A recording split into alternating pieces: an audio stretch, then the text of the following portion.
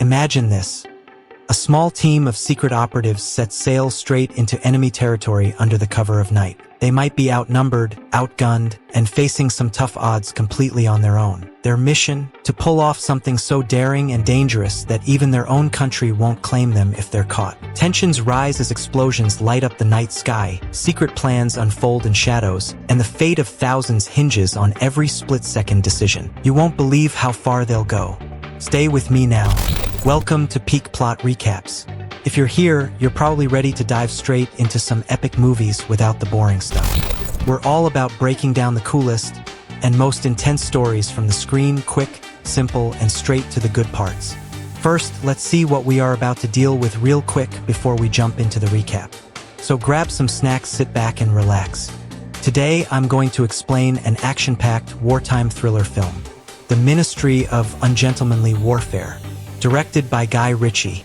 This movie blends intense combat, daring espionage, and a hint of cheeky humor to tell a fascinating, untold story from World War II. It's based on real events and set in 1942, showcasing an unsanctioned operation aimed at turning the tide against the Nazis. The film falls into the action, comedy, and war genres and boasts a 6.8 out of 10 IMDb rating. It's loaded with incredible performances, dramatic twists, and unconventional warfare. If you enjoy movies with a mix of historical intrigue and explosive action, this one's for you.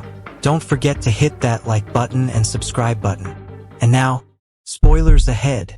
The story begins during a challenging time in the early days of World War II, specifically late 1941, and things are looking grim for the Allies. Nazi Germany is tearing through Europe, and the Luftwaffe is bombing London relentlessly. Meanwhile, British ships transporting vital supplies are being sunk by German U-boats in the Atlantic. The UK is losing its lifeline, and the situation looks bleak. In the midst of this chaos, Brigadier Colin Gubbins comes up with a bold plan to disrupt the Nazis. This mission, codenamed Operation Postmaster, is completely off the books. Why? Because it involves sneaking into neutral Spanish territory, Fernando Po, an island off the coast of Africa. The goal? To take down the Italian supply ship Duchessa d'Aosta and 2 tugboats that play a crucial role in rearming the German U-boat fleet. But if this mission goes wrong, it could trigger an international crisis, and if the team gets caught, they're either going to jail or straight to the gallows. To execute this crazy mission, Gubbins recruits Gus March-Phillips, a skilled and experienced operative. Gus is no stranger to dangerous situations and quickly begins assembling a team of equally skilled, unique, and talented soldiers. His team includes Graham Hayes, a sailor with a personal vendetta against the Nazis. Freddie Alvarez is an explosives expert with a knack for blowing things up.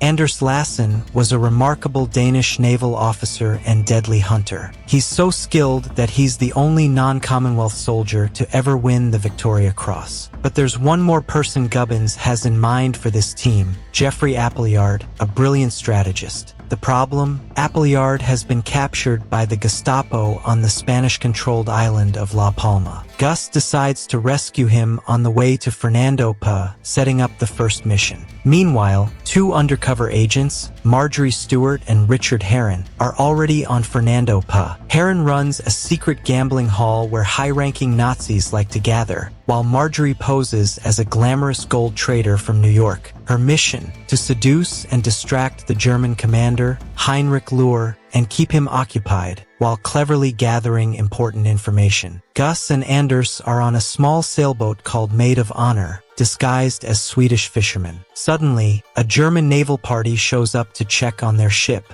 The German captain isn't buying their drunken, carefree act and orders his men to soak the boat with kerosene, intending to burn it down. But before the Germans can strike, Gus's crew jumps into action. Hidden below deck, British commandos emerge, taking out the German soldiers in a brutal and chaotic ambush. Anders, always the showman, slashes the German captain's throat with chilling precision.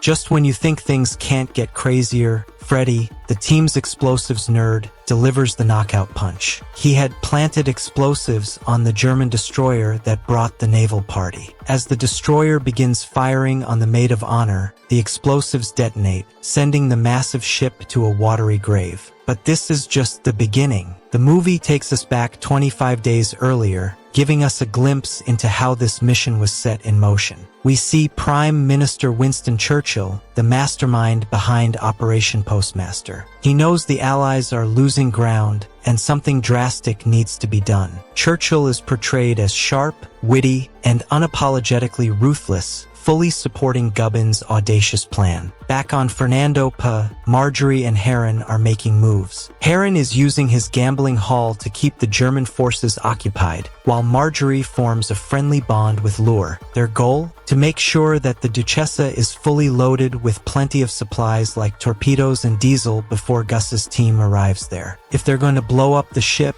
they want to make sure it's all worth the effort. As Gus and his team sail toward Fernando P., they receive some troubling news. Appleyard, the brilliant strategist they desperately need, is being held captive in La Palma. Despite the risks, Gus decides to make a detour to rescue him. When Gus and his team arrive at La Palma, they find themselves facing a heavily fortified Nazi camp. Appleyard is being held inside the command center, surrounded by armed guards. But Gus has a plan. Using their superior skills and calm precision, the team decides to launch a surprise daylight assault on the camp. Anders, ever the lone wolf, rushes the command center solo, taking out the guards and freeing Appleyard in an adrenaline-pumping sequence. With Appleyard now on board, the team resumes their journey to Fernando P. But their troubles are far from over. Marjorie and Heron come across some critical piece of information. The Duchessa is actually leaving 3 days earlier than they expected. Gus has no choice but to take a risky shortcut through British naval blockades to make up for lost time. The tension builds up as the maid of honor finds herself facing a British destroyer. The captain of the destroyer, a bit suspicious of their mission, orders them to turn back. Just when it looks like all is lost, a German U-boat appears, forcing the destroyer to abandon Gus's crew and focus on the greater threat. Gus seizes the opportunity and slips away, but the narrow escape leaves everyone on edge. Back on Fernando P., Heron and Marjorie catch up with Prince Kambili Kalu, a local ally who agrees to help them. He arranges for a tugboat and gathers a group of local men to assist Gus's team when they arrive. Meanwhile, Heron decides to throw not one but two massive parties, one for the officers and another one for the sailors. His goal is to keep the Germans so distracted that they won't notice Gus's arrival. As the night of the operation approaches, things start heating up.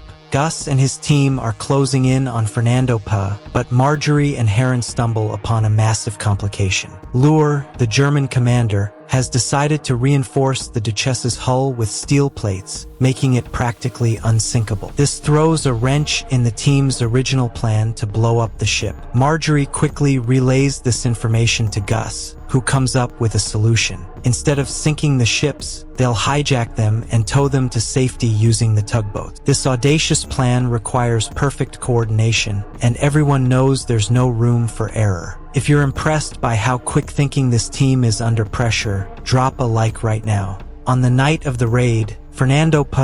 is a picture of chaos and distraction. Heron's duel parties are in full swing. The officers are enjoying fine wine and music, while the sailors are knee-deep in beer and rowdy celebrations. Marjorie continues to play her role, charming and distracting Lure, even as her nerves start to fray under the pressure. Meanwhile, Gus and his team stealthily move into position. Freddy plants some explosives to sever the Duchessa's anchor, while Appleyard and Anders lead a team to storm the ship. Gus and Hayes hop into the tugboats, ready to pull the Duchessa out to sea as soon as it's free. The tension is palpable as everyone waits for the signal.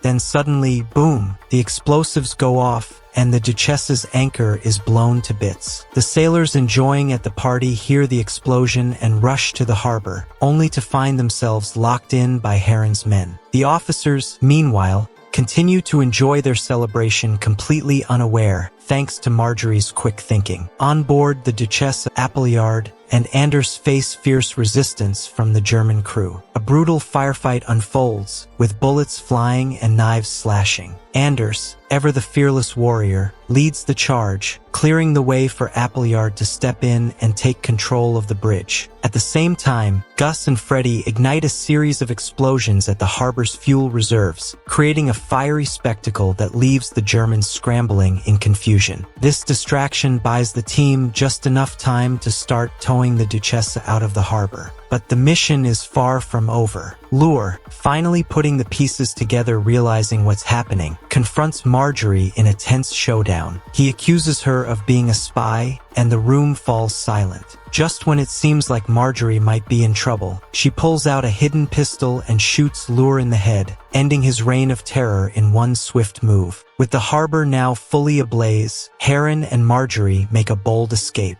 They hop onto the last remaining patrol boat available and race out to sea, where they reunite with Gus and the rest of the team aboard the Duchessa. The entire operation has been a resounding success, but the danger isn't over yet. As Gus and his team make their way toward British-controlled waters, they are arrested by the Royal Navy. Their unsanctioned mission has technically violated every rule in the book, and they're immediately placed in shackles. Back in England, they face the grim reality of a potential court-martial. But then, in an unexpected turn of events, Winston Churchill himself steps in. Recognizing the strategic brilliance and courage of the team, Churchill declares how crucial their actions are for the war effort. He decides to recruit them into his newly formed Ministry of Ungentlemanly Warfare, a secret unit dedicated to Black Ops missions just like this one. The film ends with a montage of what happens to each character after the mission. Gus becomes a war hero and marries Marjorie, who later begins a successful acting career. Appleyard continues to lead daring raids, earning multiple commendations. Hayes becomes a legendary spy, surviving Nazi captivity and torture. Anders participates in several high-risk missions but tragically loses his life in 1945. Heron and Marjorie's roles in the operation inspire Ian Fleming, who uses these events as the basis for his James Bond novels. With the mission complete, the credits roll, leaving viewers in awe of the incredible bravery, resourcefulness, and camaraderie displayed by this ragtag group of heroes. This story is packed with daring missions, secret plans, and edge-of-your-seat moments that make it unforgettable. If you enjoyed this breakdown, make sure to like and subscribe for us to make more peak recaps for you. And what do you think about this movie? Let us know in the comments. Thanks for watching. See you next time.